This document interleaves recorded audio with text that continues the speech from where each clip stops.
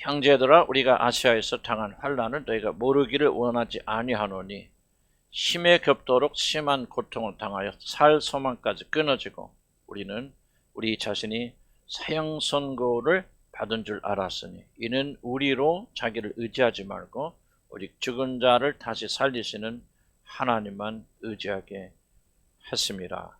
그가 이같이 큰 사망에서 우리를 건지셨고 또 건지실 것이며 이후에도 건지시기를 그에게 바라노라. 아멘. 말씀을 기가 막힌 웅덩이에 빠졌을 때 우리가 어떻게 건짐받을 수 있는지를 한번 같이 나누고자 합니다. 자세히 제가 여러분들에게 제 일에 대해서 신상에 대해서 말씀드릴 수 없지만은 좀 지금 태어나서 가장 어려운 그런 문제로 지금 제가 심한 고통을 당하고 있습니다. 근데 정말 저를 어렵게 만드는 것은 아무런 해결책, 탈출구도 보이지 않는 그런 문제에 제가 빠졌기 때문에 그렇습니다. 어떤 해결책이 도무지 보이지 않는 그런 깊은 수렁, 앞도 막히고 뒤도 막히고 옆도 막혀서 그냥 신음할 수밖에 없는 그런 문제에 제가 지금 빠져서 신음하고 있습니다. 그래서 저는 신음 가운데 이런 문제를 만났을 때 어떻게 하면 승리할 수 있을까를 저는 지난 한 주간 동안 많이 생각해 보았습니다. 그래서 저는 정말 아무런 해결책이 보이지 않는 그런 깊은 수렁에 빠졌을 때 하나님을 아버지라고 부른 우리들이 어떻게 실족하지 아니하고 그래서 패배하지 아니하고 어떻게 해서 그 상황에서 믿음의 승리를 할 수 있는가, 제가 아무튼 지난 한 주간 동안 씨름하였던 그런 내용입니다. 저는 저 자신뿐만 아니라 우리 모두가 인생에 한두 번 저와 같은 곤경에 처할 수 있다고 그렇게 저는 생각합니다. 그래서 오늘 저는 여러분과 함께 우리들이 기가 막힐 웅덩이에 빠져 있을 때 아무런 탈출구도 보이지 않고 신음해야만 될 때 어떻게 거기서 나올 수 있을까, 어떻게 승리할 수 있을까를 한번 같이 나누고자 합니다. 첫 번째 우리가 생각해 볼 것은 이런 문제를 우리가 만났을 때 가장 먼저 해야 하는 것은 우리들이 만나는 모든 어려움의 본질을 첫 번째로 잘 이해하는 것입니다. 다시 한번, 우리 어려움을 만날 때 우리들이 가장 먼저 해야 할 것은 내가 도대체 어떤 문제를 만났고 이 문제가 도대체 무엇을 말하는가, 어려움의 본질을 먼저 이해해야 됩니다. 오늘 성경 본문에 나오는 사도 바울도 사실 저와 같은 어려움에 직면한 것 같습니다. 심에 겹도록 심한 고난을 당하며 살 소망까지 끊어지고라고 이렇게 고백하고 있습니다. 물론 사도 바울이 당하는 고난은 오직 복음을 위해서 당하는 고난이기 때문에 저나 여러분이 당하는 고통과는 많이 다르지만은 그렇다고 인간 고통의 성격이 크게 달라지는 것은 아닙니다. 좀 더 큰 차원에서 우리가 보면은 사실 아무런 잘못이 없는데도 당하는 고난이나 우리들이 스스로 원인을 제공하는 그런 잘못은 결국 같은 목적을 위해서 사용된다는 점에서 저는 크게 다르지 않다고 그렇게 생각합니다. 원인이 무엇이 되었든지 간에 바울의 고백을 통하여 우리들이 하나님의 자녀라 할지라도 이 세상에 사는 동안에는 결코 고난과 고통에서 우리들이 면제되지 않는다는 사실을 이것이 우리에게 보여주고 있습니다. 사도처럼 아무리 믿음이 좋고 능력이 많은 자라도 정말 힘에 겨워 죽기를 바랄 수밖에 없는, 물론 복음 때문에 그런 위기에 들어가 있지만 정말 힘에 겨워서 죽기를 소원하는 그런 상황에서 사도가 면제되는 것이 아니었습니다. 우리 한국의 기독교는 우리 기복신앙의 영향으로 인하여서 이 세상에 살면서 당하는 모든 어려움은 무엇인가 잘못되었습니다. 욥의 세 친구들이 줄기차게 고백했던 것, 그들이 제공했던 것은 욥, 네가 이런 고난을 당하는 것은 무엇인가 네가 잘못되었기 때문이야 라고 그렇게 줄기차게 욥의 세 친구들이 그렇게 공격하는데, 그런 것들처럼 이 세상에 살면서 우리가 어떤 어려움을 당할 때 그 모든 어려움은 옳지 않고 하나님으로부터 버림받고 저주받은 결과라고 그렇게 생각하는 경향이 우리 한국에는 굉장히 강합니다. 물론 우리들의 죄와 우리들이 뿌린 씨앗의 열매로 돌아온다는 사실 우리는 부인할 수 없지만은 어떠한 경우도 우리들이 하나님을 믿으면 우리가 죽어서 천국에 갈 때나 누릴 수 있는 모든 축복과 안전을 지금 여기서 누려야 한다는 것은 철저한 사단의 속임수입니다. 심에 급도록 심한 고난을 당하여 살 소망까지 끊어지는 일은 모든 자들에게 일어날 수 있고 믿음이 좋고 경건한 자들에게도 일어날 수가 있습니다. 사도 바울처럼 믿음이 강한 자도 결코 인간 고통에서 자유롭지 않습니다. 그러므로 우리는 지금 이 세상에서 벌어지고 있는 고통이나 여러분이 겪고 있는 또는 앞으로 겪을 모든 고통과 어려움을 절대로 이상한 것으로 여겨서는 안 됩니다. 어려움을 가질 때마다 우리들은 자신을 괴롭히는 생각이 도대체 왜 내가 무엇이 잘못되었을까 하는 자책감과 자신을 향한 비난, 이것이 우리들을 더욱더 괴롭게 만듭니다. 물론 우리들의 죄로 인해서 이런 어려운 일을 만나게 되는 것도 사실이지만은 그것은 인간 고통의 모든 것을 설명하여 줄 수가 없습니다. 그러므로 믿음이 좋다면 우리들이 이 세상에 사는 동안 결코 어려움을 겪지 않아야 한다는 생각, 잘못된 생각에 저와 여러분이 어려움의 공경에 빠져 있을 때 이런 괴로움을 당해서는 안 될 것입니다. 중요한 사실은 지나치고 자책하고 괴로워할 때 우리들의 마음은 위축이 되고 담대함을 상실하여서 우리들 구원하신 하나님께 나아가 손을 벌릴 수가 없게 된다고 하는 사실입니다. 바로 이것이 가장 심각한 문제 자체보다도 더 심각한 문제가 됩니다. 사랑하는 성도 여러분, 여러분 잊지 말아야 될 것은 모든 인생은 고난의 연속이라고 하는 사실입니다. 아직 천당에 들어가지 못한 상태에서 이 세상에 산다는 것은 그 자체가 고통 속에 살아야 한다는 것을 의미한다는 것을 우리 믿음의 사람들은 반드시 마음에 새겨야 될 것입니다. 나만 그런 어려움을 겪는 것이 아닙니다. 우리 모두가 사단이 다스리는 이 세상에서 고통을 당합니다. 그리고 이것은 이상한 것이 아닙니다.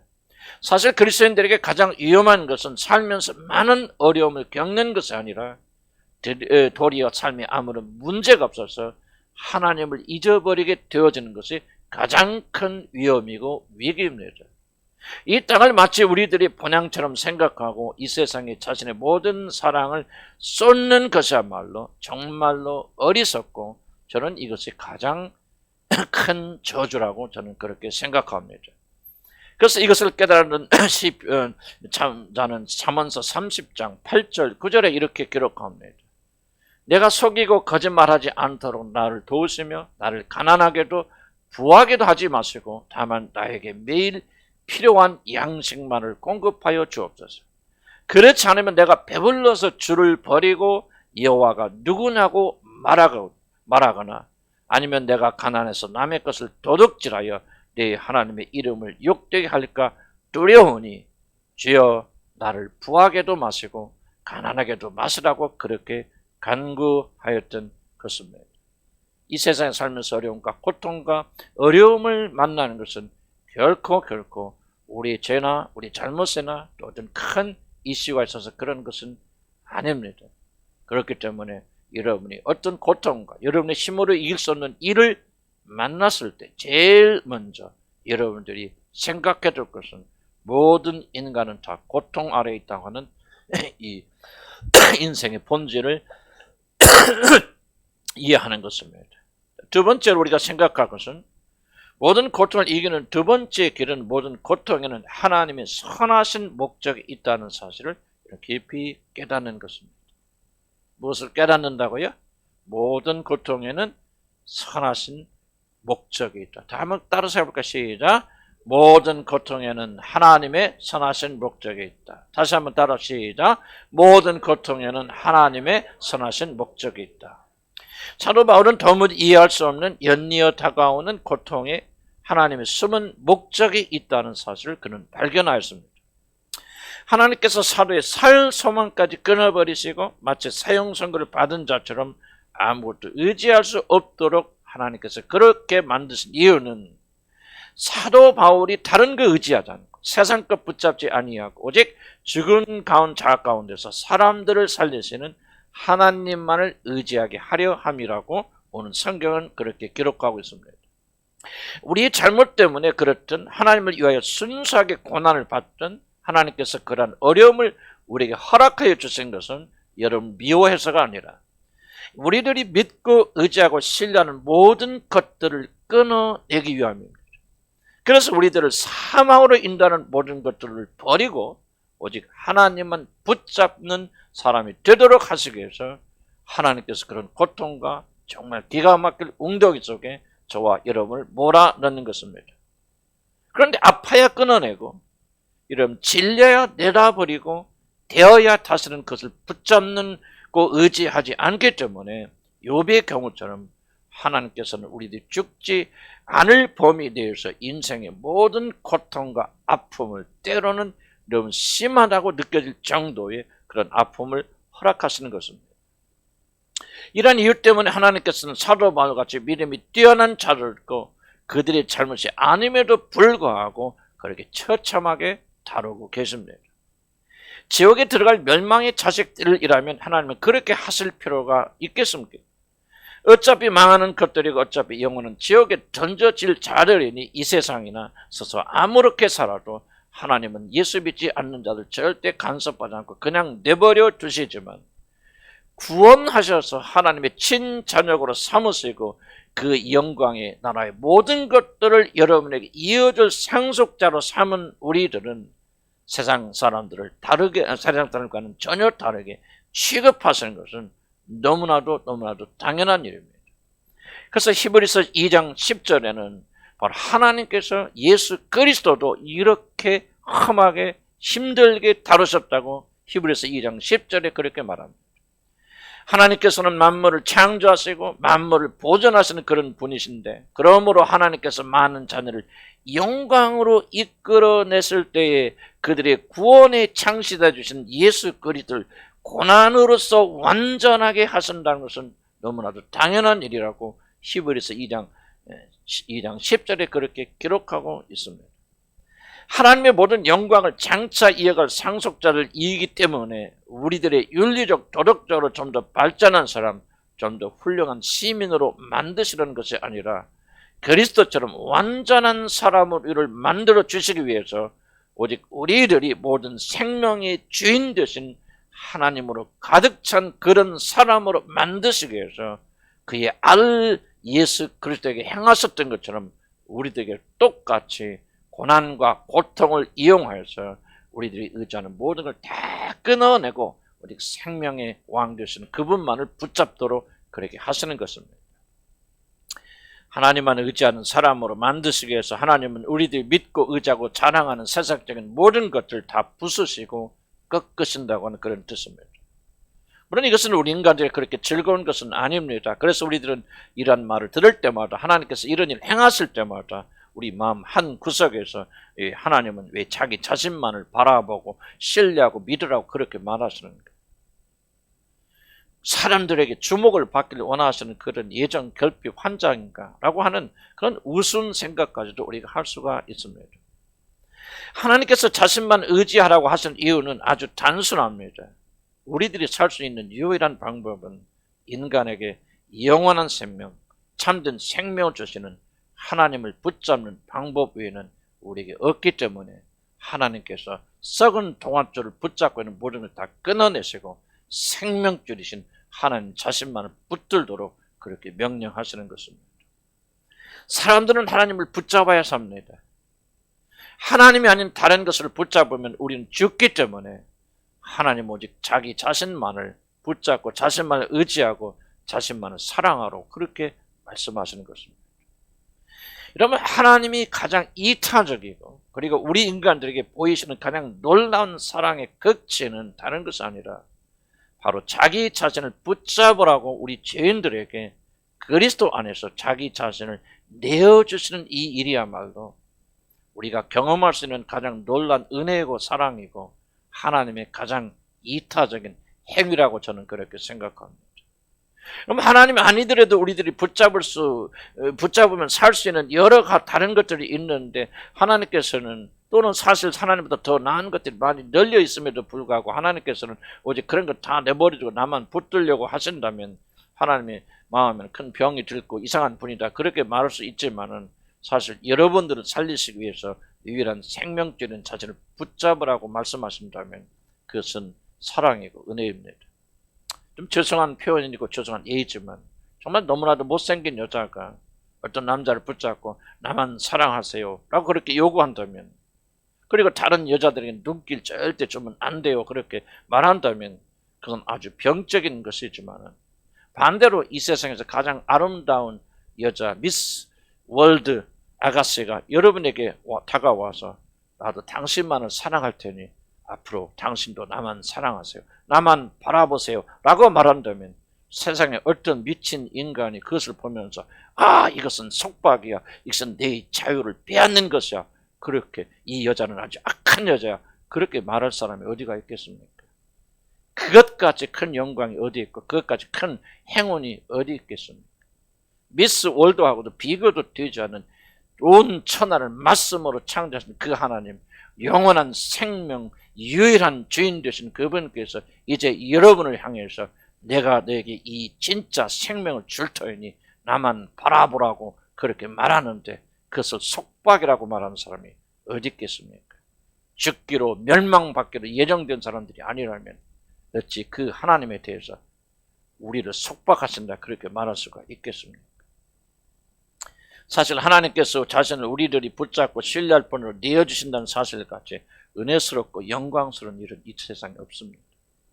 그것은 우리들을 살릴 뿐만 아니라 우리들에게 하나님 자신의 영광을 내어주시는 신적 생명을 내어주시고 우리 인간, 타락된 인간을 신의 경지까지 끌어올리시는 놀라운 축복이요 영광 중에 영광이라 그렇게 생각합니다.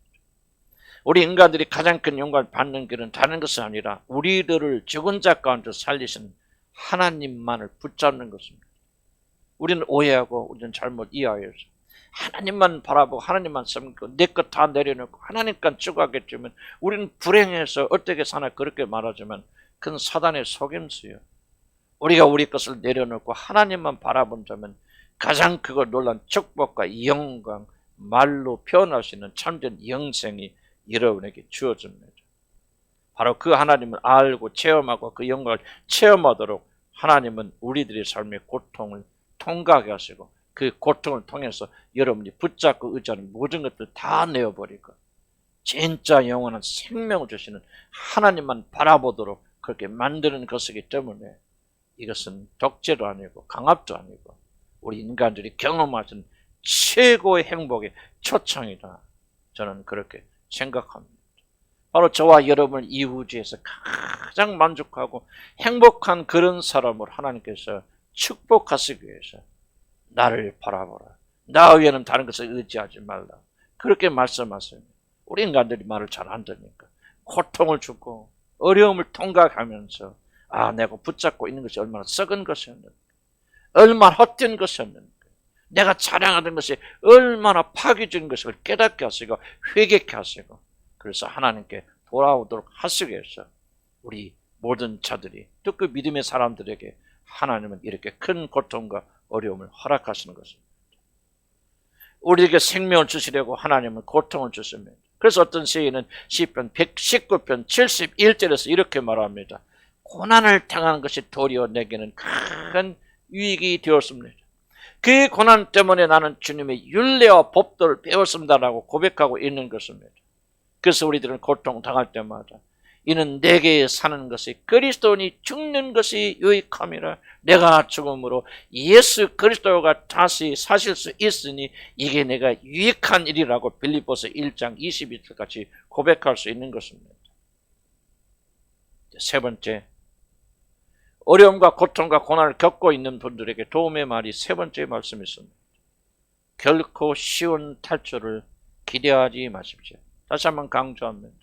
어려움과 고통 속에 있는 자들은 어서스럽게 빨리 이 고통에서 벗어나려고 쉬운 탈출을 기대하지 마시기 바랍니다.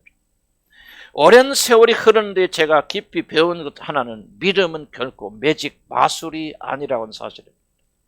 참된 믿음은 열려라 참깨라는 주문을 외우면 무슨 문제든지 그 자리에서 풀어지는 그런 마술이 아닙니다. 저도 한참 믿음을 이해하지 못할 때, 성령운동, 신비주의 운동을 하게 될 때 어떤 사람이라도 기름 부으심을 받고 능력을 받는 그 사람이 온전히 변화되어서 갑자기 먼지 같은 사람이 영광의 사람 변하게 되고, 목회 매일 실패하고 좌절하고 절망하는 사람이 와서 은혜 받고 기름 부으심 받고 몇 가지 능력을 채우면은 성관 목회자가 되리라는 그런 사단의 속임수에 빠져서 제가 수많은 세월을 허송했던 사람입니다.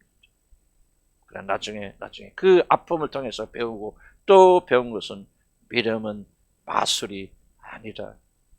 믿음은 매직이 아니라는 사실을 제가 깊이 배운 것입니다.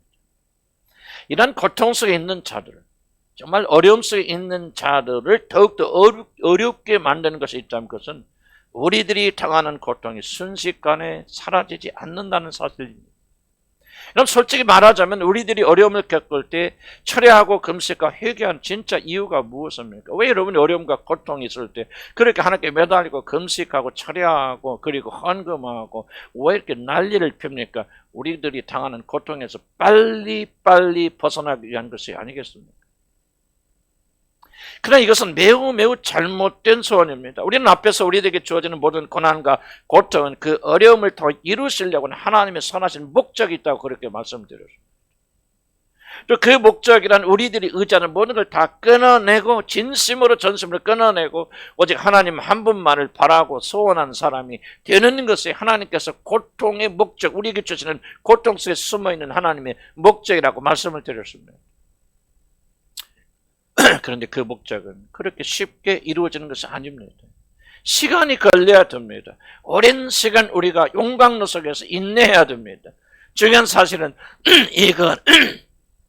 이 기간을 저와 여러분이 견뎌내지 못하면 하나님께서 우리들에게 허락하시는 고통의 목적을 결코 이룰 수가 없다는 그런 사실입니다. 이런 한번 생각해 보시기 바랍니다. 순금을 만들기 위해서 용광로에서 녹아내는 금이 섞인 그런 돌이 있는데 순금을 만들기 위해서 용광로에서 뜨겁게 달구고 있다면은 재련하신 분이, 그를 단련하신 분이 그 돌이 뜨거워한다고 그 돌을 끄집어 내겠습니까? 우리들이 당하는 고통에서 빨리 벗어나기를 원한다면 그것은 고통을 통하여 이루시는 하나님의 목적을 우리가 부인하고 저버리는 것입니다. 그러므로 고통 속에 있는 자들에게 가장 필요한 것은 빨리 하나님께서 기적을 베풀어 주셔서 여러분을 그 고통에서 건져내시는 것이 아니라 하나님께서 멈추실 때까지, 하나님께서 되었다고 말씀하실 때까지 100% 단련된 점검이 될 때까지 참고 견디고 인내하는 것입니다. 우리 왜 기도합니까? 고통 가운데 있는 자들이 기도해야 되는 이유는 바로 이 긴 시간 참고 견디고 인내하는 힘과 능력을 달라고 우리가 기도하는 것이지, 어서 빨리 이 고통이 멈추게 하여 주시라고 우리가 그렇게 기도해서는 안 됩니다. 그렇기 때문에 고통을 당할 때, 이런 어려운 문제 속에 빠져 있을 때 고통으로부터 빨리 벗어나려고 하지 말고 인내 가운데 고통 속에 머무시기를 바랍니다. 아픔을 피하지 마십시오. 깊이 괴로워하고 아파하면서 그 아픔을 자기 자신의 마음에 깊이 새기시기 바랍니다. 욕심과 탐심의 결과가 무엇인가 피하지 말고 느끼시고 고통을 받으시기 바랍니다. 그래야만 우리는 죄를 이길 수가 있습니다. 사람들이 고통 속에 있을 때 그 고통을 잊어버리거나 피하려고 합니다. 그러나 저는 여러분에게 고통 속에 머물라고 그렇게 권면하고 싶습니다. 왜냐하면 그 눈물의 시간에 하나님의 법도가 우리의 약삭빠른 뇌에 기록되는 것이 아니라 마음에 그리고 몸에 깊이 새겨지기 때문입니다. 마음에 새겨지는 것은 충격적인 고통이 있지 않으면 결코 우리 마음에 새겨지지 않고 몸에 새겨지지 않습니다. 그래서 우리는 고통의 시간, 오랜 시간 인내하면서 그 고통을 받아야 됩니다. 그래서 고통의 시간은 힘듭니다. 하나님은 결코 손쉬운 해결책을 약속하지 않기 때문입니다. 오직 사탄만이 쉬운 해결, 기도 한 번에 눈물 한 방울에 인간의 모든 고통이 다 사라질 것 같은 거짓 약속을 사단이 합니다. 네가 이 열매를 먹기만 하면 먹는 순간에 눈이 밝아서 하나님같이 되리라고 그렇게 인간을 속인 것이 바로 사탄이 아닙니까? 오늘 사탄은 똑같은 방식으로 고통에 있는 자들에게 기도 열심히 하면, 헌금하면, 무슨 예물을 하면, 선을 갚으면 이 모든 고통이 끊어질 것이라 그렇게 우리를 속삭이지만은 그는 여전히 사단의 속삭임이라는 사실을 잊어서는 안 됩니다. 진리의 말씀이 뭐라고 말합니까? 그들이 눈물 골짜기로 지나갈 때 그곳에 많은 샘이 있을 것이며 이른 비가 복을 채워 주나이다 하고 시편 84편 6절에 그렇게 말하고 있지 않습니까? 눈물을 흘리며 씨를 뿌리는 자는 기쁨으로 거두리로다 시편 126편 5절에 말하고 있습니다. 눈물이 없고 고통이 없으면 결코 아름다운 열매를 맺을 수 없다고, 눈물 골짜기가 이루어지지 않냐고, 그 눈물 골짜기를 통과하지 않으면 결코 그곳에 많은 샘이 있지 않을 것이라고 성경이 그렇게 경고하고 있지 않습니까? 그래서 하나님은 고통 가운데 있는 우리들을 잠시 버려두시고 고통의 눈물을 마시도록 그렇게 하시는 것입니다. 주께서 그들에게 눈물의 양식을 먹이시며 많은 눈물을 마시게 하였나이다. 시인은 자기 고통과 고난의 시간을 돌아보면서 이렇게 말하고 있습니다. 하나님께서 눈물의 양식을 먹이셨고 많은 눈물을 마시게 하였다고 말합니다. 나는 죄를 양식까지 먹으면 나의 눈물 섞인 물을 마셨나이다. 시편 109편 102편 9절에서 다윗은 그렇게 고백하고 있지 않습니까? 우리들이 기도하고 회개하고 잘못을 바로잡는 일을 하여도 하나님은 손에 잡으셨던 매를 바로 거두지 않으신다는 진리는 사실 저를 매우 두렵게 만듭니다. 저는 사실 그 고통받는 게 싫습니다. 피할 수만 있다면 도망가고 싶은 그런 심정입니다. 그러나 저는 이래서는 안 된다는 것을 잘 압니다. 아무리 힘들어도 이 고통을 통과해야 되며 눈물을 흘려야 된다는 것을 저는 압니다. 왜냐하면 내가 피해버린다면 하나님께서 나의 고통을 통하여 이루시려는 그 놀라운 영광이 결코 이루어질 수 없기 때문입니다. 나는 그것을 너무나도 정확하게 알고 있기 때문에 나는 감히 하나님 앞에 이 고통과 고난을 피하게 해달라고 그렇게 기도하지 않습니다. 그렇게 기도할 수 없습니다. 주여 다만 나의 용기를 주셔서 인내 가운데 이 고통 속에서 눈물을 흘리게 하여 주시되 당신의 교훈이 내 영혼 깊이 기록되게 하여 주옵소서. 그렇게 기도할 뿐입니다. 그렇다면 바로 이런 상황에서 어떻게 우리가 포기하자고 건질 수가 있어요? 인내해야 된다면, 이것이 별로 어렵다면 도대체 어떻게 이 고통의 시간을 이길 수 있을까? 그 비결이 도대체 무엇인가? 사도 바울이 우리에게 말하고 있습니다. 이와 같이 큰 사망에서 건지셨고 또 건지시리라 하는 말이 오늘 본문에 기록되어 있습니다. 바울이 죽을 자리에 들어가고 또 들어가도 굴하지 않고 승리했던 이유는 바로 하나님께서 자신을 큰 사망에서 건지신 놀라운 체험이 있기 때문에 이 체험을 믿는 믿음으로 지금 내가 당하고 있는 고난과 고통을 이기고 있고 앞으로 당할 모든 고난에서도 나는 승리할 것이라고 그렇게 말하는 것입니다. 바로 우리들에게 바울이 체험했던 이 큰 사망에서 건짐받는 체험이 있다면 여러분에게도 이 큰 사망에서 건짐받은 사망이 있다면 이 세상의 모든 고통도 이겨낼 수 있고 하나님 우리에게 주신 연단의 훈련에서 오늘 후퇴하지 않냐고 강한 하나님의 군사로 만들어질 것이라고 오늘 하나님의 말씀은 우리에게 약속하고 있는 것입니다. 그렇다면 바울이 여기서 말하는 큰 사망, 그 큰 사망에서 건짐받은 것이란 도대체 무엇을 의미하는 것일까요? 저는 바울이 다메섹으로 내려가던 그런 길에서 영광의 주님을 만나서 구원받은 사건, 바로 이 사건이 큰 사망에서 건짐받은 사건이라고 저는 그렇게 확신합니다. 하나님을 대적하고 교회를 멸하려던 하나님의 원수였고 살인자였던 바울, 자기 자신의 죄 때문에 영원한 사망 선고를 받고 지옥에 던져질 수밖에 없던 자신을 하나님께서는 예수 그리스도의 그 보배로선 피로 말미암아 바울을 건져주셔서 하나님을 대적하던 자의 교회에 원수했던 자가 그리스도의 복음을 변화하고 다니는 하나님의 위대한 종이 된 것입니다. 이 바로 그 큰 사망에서 건져주신 하나님께서 왜 자신이 처한 이 조그만 위험에서 건져주시지 않겠느냐? 내가 지금 통과하고 있는 죽음의 구렁텅이에서 건짐받고 지금 내가 통과하고 있는 눈물의 골짜기를 벗어날 것을 내가 확실히 믿고 있는 것은 내가 환경이 변할 것을 믿기 때문이 아니다. 문제가 갑자기 해결이 되고 풀어질 희망이 보이기 때문이 아니다. 나에게는 도리어 이런 소망이 전혀 보이지 않는다. 그 누구도 나를 도와서 이 감옥에서 건져줄 자가 없다. 나를 따르던 모든 자는 다 나를 배반하고 세상을 떠나가 버렸다. 하나님이 이들을 다 잘라버리셨고 하나님이 모든 방법을 다 막아버리셨다. 그래서 나에게는 아무런 탈출구도 없고 나를 도와줄 아무런 손도 없다. 앞도 막혀있고 뒤도 막혀있고 옆도 막혀있다.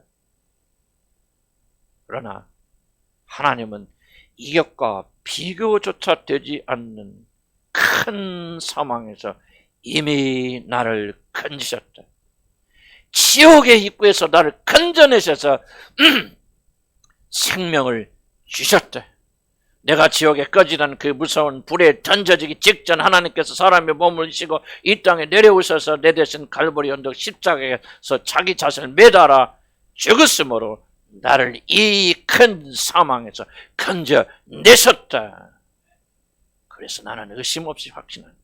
지금 내가 통과하는 죽음의 고통에서도 그는 나를 반드시 건져주실 것이며 앞으로 당하는 모든 고난과 환난에서 그는 반드시 나를 건져 주실 것이다 라고 그렇게 고백하는 것입니다.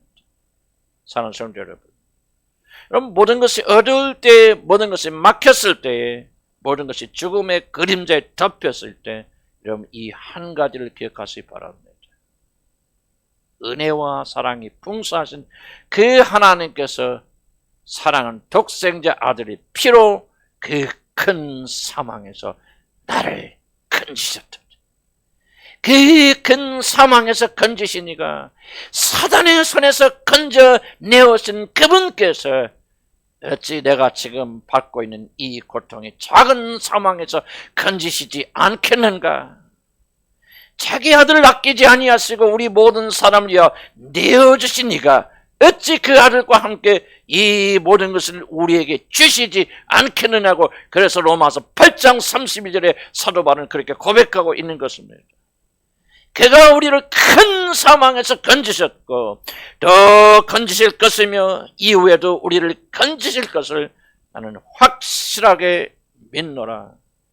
왜냐하면 그는 그 큰 사망에서 나를 건지시기 때문이다. 사랑하는 성도 여러분, 나는 여러분이나 오늘 이 설교에 감동을 해서 할렐루야 아멘 이런 불렀다고 해서 집에 돌아가면 여러분의 고통과 모든 문제가 다 없어져 있을 것이라고 저는 그렇게 생각하지 않습니다. 여전히 그 문제와 고통은 여러분을 누를 것이고 아마 더 큰 고통과 더 큰 어려움으로 여러분에게 다가올 수도 있을 것입니다. 그러나 제가 오늘 한 가지 확신한 것은 오늘 이 말씀이 우리들 가슴에 씨앗처럼 떨어졌기에 이 믿음을 하나님께서 예수 그리스도로 말미암아 그 엄청난 큰 사망에서 건지셨다면 그 위대하신 사랑의 하나님께서 오늘 나를 이 고통에서 언제인지는 모르지만 반드시 건지실 것이라는 이 믿음을 가지시고 이 믿음의 물을 계속 준다면 나는 여러분은 두렵고 떨림 가운데서도 반드시 승리할 수 있으리라고 저는 그렇게 확신합니다. 환경이 변해서가 아니라 문제가 없어져가 아니라 하나님께서는 자신 정하신 때까지 여러분을 변화시키기 위해서 지속적으로 이 환경과 어려움을 통해서 여러분이 고통을 주시겠지만 우리는 이 믿음으로 견뎌내면서 우리 속사람은 강건하여지고 우리가 믿고 의지하던 세상의 것은 하나씩 둘씩 끊어져 내릴 것이며 오직 하나님 한 분만을 붙잡게 되는 참된 소망을 우리가 가지게 될 것입니다. 저는 잠시 후에 우리 모두 괴로울 때 주님의 얼굴을 보라는 찬양을 같이 부르고 기도하기를 원합니다.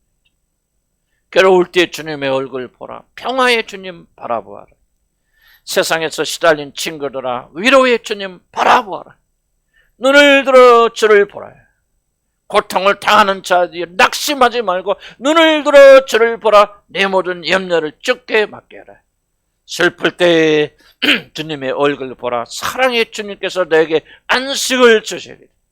힘이 없고 내 마음 연약할 때 능력의 주님 바라보아라. 주의 일에 이르는 모든 산은 힘을 내게 주실 것이고 늘 너를 지켜주실 것이다. 눈을 들어 주를 보아라. 내 모든 염려를 주께 맡겨라. 슬플 때 주님의 얼굴 보라. 고통 속에 있을 때 주님을 바라보라. 눈물의 골짜기를 통과할 때 주님을 바라보라. 사랑의 주님을 안식 주시리라. 저는 이 찬양을 부르기 전에 이 찬양에 달린 몇 글이 참 인상적이었습니다. 댓글. 그래서 제가 그 중에서 이 찬양을 들은 분들이 된 댓글을 몇 개를 소개하고자 합니다. 저는 그대로 그냥 복사해서 가져왔습니다. 어떤 분이 이렇게 말합니다. 저희 엄마 암으로 많이 고통스러워하십니다.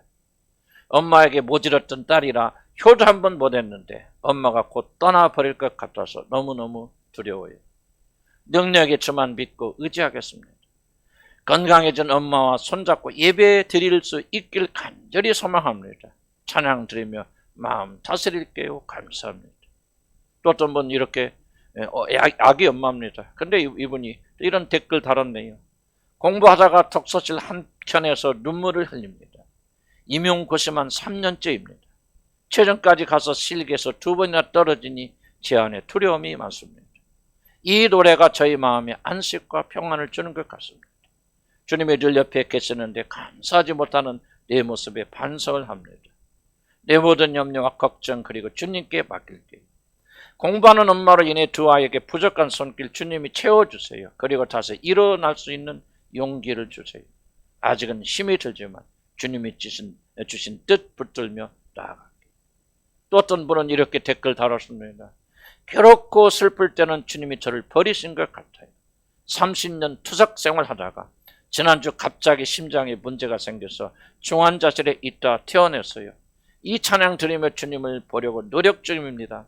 모든 염려 주께 맡기고 안식 주시는 주님의 사랑으로 회복하게 하소서. 극심한 통증 속에서 같이 찬양 불러봅니다. 사랑의 주님 안식 주시리 아멘. 또 어떤 분이 이렇게 댓글을 달았습니다. 천국 가신 아버지 너무 보고 싶습니다. 고통, 근심, 걱정, 슬픔 없는 천국에서 안식을 취하시길 바랍니다. 또 다른 분은 이렇게 댓글 달았습니다. 최근 사업이 잘 되어 무리하게 투자하는 것이 독이 되어 저희 가정 경제를 위협하게 되었습니다. 그동안 하나님을 멀리 떠나 교만하였고 처음 다짐과 다르게 이웃을 돌아보지 못하였고 하나님과의 약속도 지키지 못했습니다. 기도하는 중 이 찬양이 너무 그리워 유튜브에서 이 영상을 찾았습니다. 하나님께서 주신 자리에서 감당하고 있다는 것, 자기의 자리에도 하나님을 바라는 분들의 글을 보며 주신 이도 하나님이시오 거두시는 것도 하나님의 권세에 있다는 것을 인정하게 되었습니다. 외로움과 아픔으로 연단받고 있는 모든 형제 자매들에게 주님의 위로와 따뜻한 햇살처럼 비추길 바랍니다. 사랑하는 성도 여러분, 저와 같은 이런 고통 속에 있고 여러분도 고통 속에 있고 앞으로 당할 고통이 있다면 그 고통은 쉽사리 사라지지 않습니다. 그 고통을 통과하고 이겨야 되고 인내해야 됩니다. 우리 그리스도인들이 다른 것이 무엇입니까? 고통을 피하기 위해서, 고통을 맛보지 않기 위해서, 어서 빨리 이 문제를 해결하기 위해서 추슬린처럼 기도받으러 다니고 돈목도 덜고 여러분 철회하고 금식하고 여러분 별의별 다 해서 고통을 느끼지 않기 위해서 고통을 피하게 사는 것은 그리스도인의 참된 모습이 아닙니다. 이 고통 안에 하나님의 나를 사랑하시는 하나님의 선하신 목적이 있음을 알기 때문에 오늘도 우리는 그 고통 안에서 이기고 승리해야 된다고 그렇게 하나님께 간구하는 것입니다. 짧은 댓글 안에서 무엇을 발견하셨습니까? 고통을 당하는 것은 나만이 아니구나. 세상에 많은 사람들이 각기 다른 종류의 고통을 당하고 있구나. 그러나 그들은 뭐야? 한 가지 위로와 격려하시는 주의 얼굴을 바라보기 위해서 힘쓰는 자들이 아닙니까? 저도 여러분도 그런 영광의 대화에 참여하셔서 고통을 통해서 이루어지는 하나님의 놀라운 축복이 꼭 이루어지기를 주의 이름으로 간절히 축복합니다. 잠깐 이 말씀 묵상하시고 준비하시면서 주님의 얼굴을 바라봅시다. 눈을 들어 주를 보라. 괴로울 때 주여 긋습니다.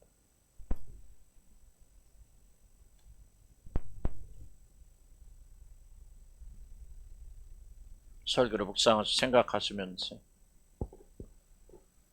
이 고통과 어려움 속에서 견디게 하소서, 인내하게 하소서. 그래서 하늘 아버지